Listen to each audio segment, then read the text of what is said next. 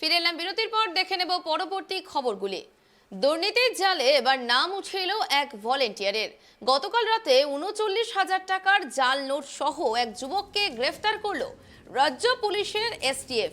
ধৃত যুবক মালবাজার জিআরপি থানা সিভিক ভলেন্টিয়ার হিসেবে কর্মরত বলে এসটিএফ সূত্রে জানা যাচ্ছে।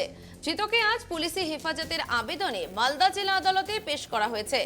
এসটিএফ সূত্রে জানা গিয়েছে, ধৃত যুবকের নাম শুভ নন্দী, বাড়ি জলপাইগুড়ির মালবাজার থানার বিধানপল্লী এলাকায়। গোপন সূত্রের খবরের ভিত্তিতে গতকাল রাতে রথবাড়ি এলাকায় হানা দিয়ে ৩৯,০০০ টাকার জাল নোট সহ ওই ব্যক্তিকে গ্রেফতার করে। জানা গিয়েছে, ধৃত যুবক তারাপীঠ থেকে মালদা হয়ে নিজের বাড়ি ফিরছিল। যদিও এই ঘটনায় দৃঢ় অভিযুক্ত নিজেকে সিভিক ভলেন্টিয়ার হিসেবে অস্বীকার করছে।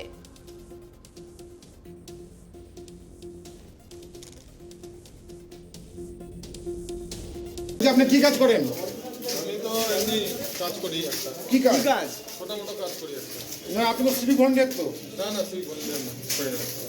কোথায় নিয়ে যাচ্ছিলেন টাকা? টাকা কোথাও নিয়ে যায়নি। টাকা কি একজন নিয়েছিল, আমাকে ইয়ে করে ফাঁসানো হয়েছে এটা। ৩০-৩৫ হাজার টাকা বড় পাওয়া গেছে। ৩০-৩৫ হাজার টাকার জন্য কি আমি ইয়ে করবো?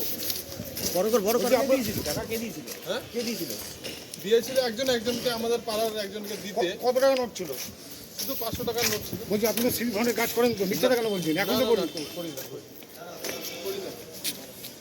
না সিভিক ভলেন্টিয়ার কাজ করি না। আমি এমনি ব্যবসা করি।